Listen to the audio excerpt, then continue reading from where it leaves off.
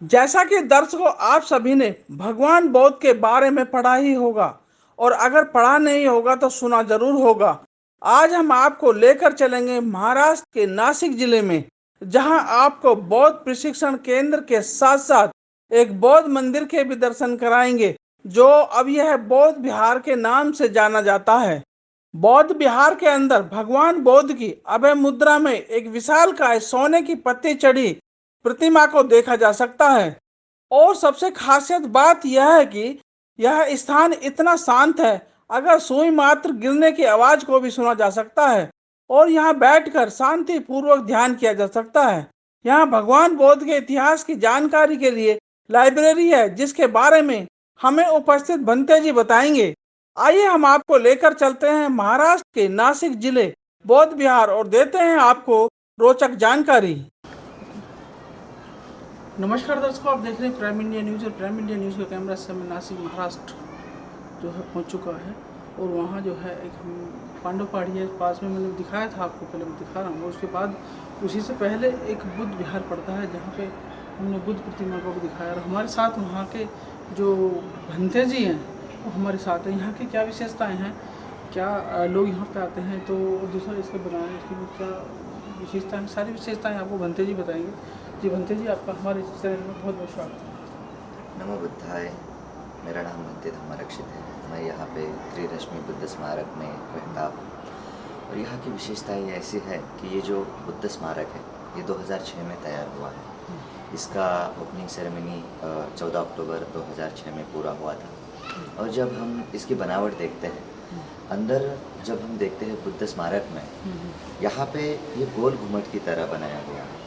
इसके अंदर आप अगर एक सुई अगर डालते हो और पूरी साइलेंट अवस्था में अगर उसकी आवाज़ आप सुनते हो तो कम से कम 7 बार इसकी आवाज़ घूमती है। इस जगह का इतना महत्व है। और आप देख सकते हैं कि यहाँ की जो बुद्ध प्रतिमा है, ये बुद्ध प्रतिमा कम से कम 20 फुट की है। और देखिए, एक जैसे आपने बताया कि यहाँ अगर हम इस हॉल के आगे, इस प्रांगण में अगर हम सुई भी डालेंगे तो उसकी आवाज़ हमें 7 बार सुनाई देगी। पहली विशेषता है। दूसरी आगे बताएं।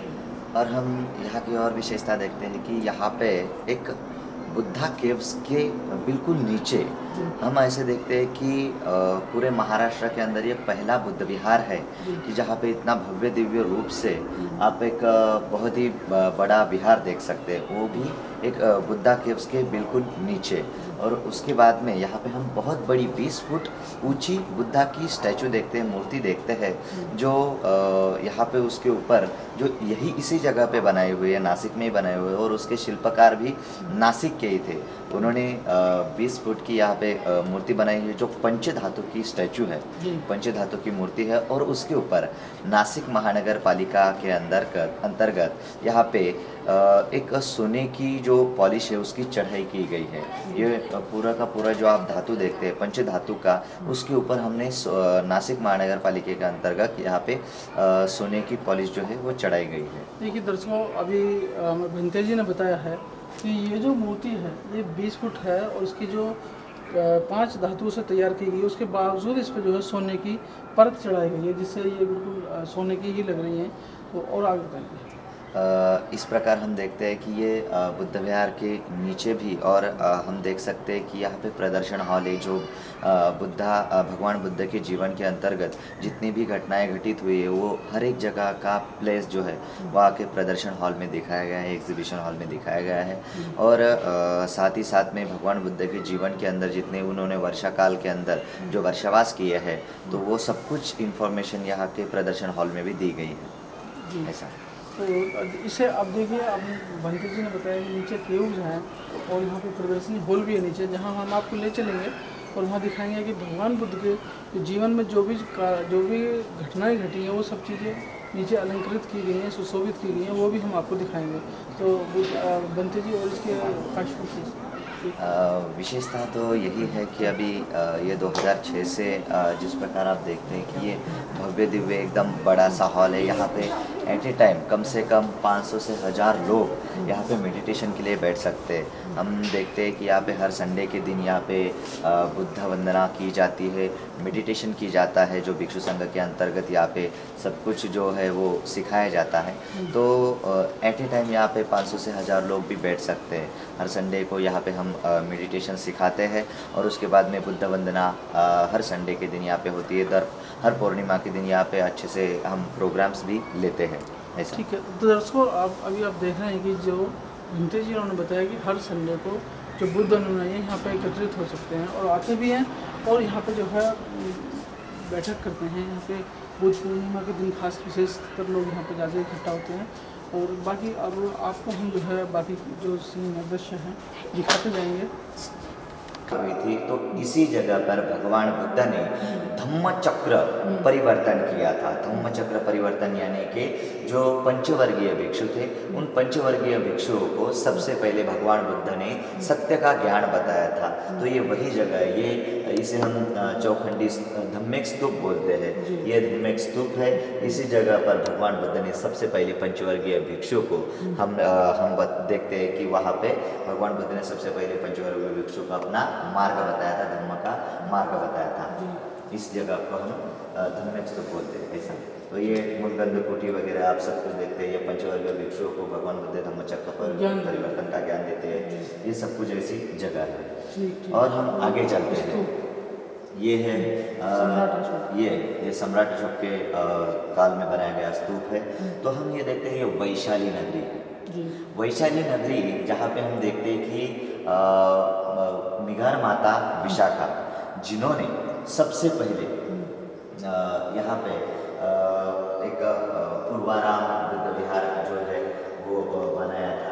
ये सम्राट अशोक का स्तूप भी आप देख सकते हैं। ये इस जगह की खासियत है कि यहाँ पे भगवान बुद्ध ने वर्षावास भी किए थे वर्षा काल में ऐसा है। यहाँ पे आप देख सकते हैं कि ये भिक्षु निवास का है और जो कुछ यहाँ पे बताया गया है ये राजगिरी का शांति स्तूप है। ये हाँ ये शांति स्तूप वगैरह आप देख सकते हैं।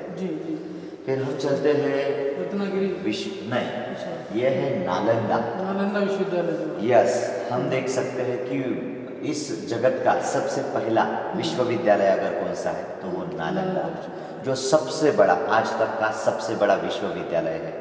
जो ये देख सकते हैं ये नालंदा विश्वविद्यापीठ है। ये वहाँ के टेम्पल्स वगैरह है। ये तो है शांति स्तूप जो राजगिरी पर्वत जो जिसे हम बोलते हैं वहाँ पे आता है।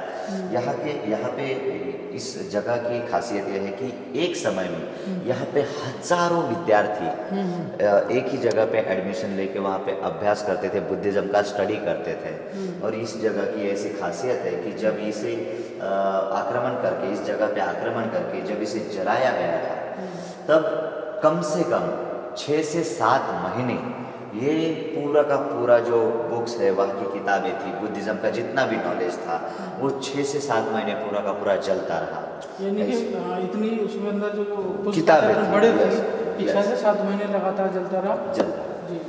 हम आगे चल के देख सकते हैं कि ये जो है ये जगह हम इसे कुशीनगर बोलते हैं। कुशीनगर पहले के समय में कुशीनारा बोला करते थे। तो इस जगह पे भगवान बुद्ध का महापरिनिर्वाण हुआ। इसी जगह पे भगवान बुद्ध ने ये महापरिनिर्वाण मुद्रा बोलते हैं। ये स्लीपिंग टाइप जो है ये महापरिनिर्वाण मुद्रा बोलते हैं। इसी जगह पे भगवान बुद्ध आखिरी सांस उन्होंने लिया था। महापरिनिर्वाण इसी जगह पे हुआ था। इसे हम कुशीनारा बोलते हैं, कुशीनगर बोलते हैं ऐसा है। फिर आपको सम्राट अशोक के जीवन के बारे में पता है। उनकी जो कैपिटल थी वो सांची थी। इसी जगह पे आप देख सकते हैं कि सांची के अंदर ही ये बहुत बड़ा जो स्तूप है जिसे हम आज 200 के नोट के ऊपर देखते हैं, ये सांची का ही स्तूप है। ये पूरा का पूरा इतनी सुंदर से ऐसी कारागिरी हम देखते हैं, ये सांची का स्तूप है। बहुत ही अच्छे तरीके से सम्राट अशोक ने अपनी राजधानी यहाँ पे डेवलप की थी। ये सांची का ऐसा स्तूप है। फिर हम आगे चलते हैं। ये फेमस लेह लद्दाख जिसे हम बोलते हैं, जहाँ पे लामा ट्रेडिशन ज़्यादा से ज़्यादा बताई गई है। यहाँ पे बहुत सारी मॉनेस्ट्रीज वगैरह है। ये मॉनेस्ट्रीज के अंदर बहुत सारे लोग बौद्ध भिक्षु यहाँ पे रहते हैं। लामा तरह के लोग जो बौद्ध में ही आते हैं वो लोग यहाँ पे ज़्यादा से ज़्यादा रहते हैं। ये लामा ट्रेडिशन है ऐसा है। और फिर हम आगे चलते हैं।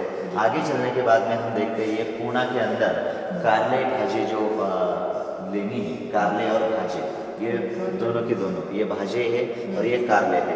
ये यहाँ पे स्तूप है। यहाँ पे हम देखते हैं कि बहुत बड़ी ये केव्स है और उसके अंदर जो स्तूप है, चैत्य है, ये सब कुछ दिखाया गया है। बहुत अच्छी चीज़ यहाँ पे ये कारले और भाजे केव्स है पूना के अंदर डेवलप की गई है। अब उसके हम आगे चलते हैं। इस जगह का महत्व आपको सबको पता होगा कि ये नागपुर है और ये नागपुर की दीक्षा भूमि है। इसी जगह पे परमपिता बोधिसत्व डॉक्टर बाबा साहब अम्बेडकर जी ने अपने लाखों अनुयायियों के साथ बौद्ध धर्म की दीक्षा ली है। ये नागपुर है और ये ड्रैगन पैलेस कामठी है जो वहाँ के ही अंदर कामठी के अंदर एक बहुत ही अच्छा थाई तरीके से यहाँ पे स्तूप बनाया गया है। ये बोधि वृक्ष है जो बोध गया की एक शाखा है वो बाबा साहब अम्बेडकर जी ने अपने हाथों से यहाँ पे लगाई है। यहाँ पे भी हम देख सकते हैं कि यहाँ पे रामटेक है। यहाँ पे भी बहुत ही अच्छा एक स्तूप वगैरह है। ये बहुत ही अच्छी तरह से हम देख सकते हो। ये जो है ये महाविहार है बुद्ध भूमि जो मेरे ख्याल से भदंत आनंद कौशल्यानी ने ये बनाया हुआ है। और हम आगे चलते हैं जहाँ पे भगवान बुद्ध के जीवन के बारे में कुछ लक्षण बताए हैं। हम और आगे चलते हैं।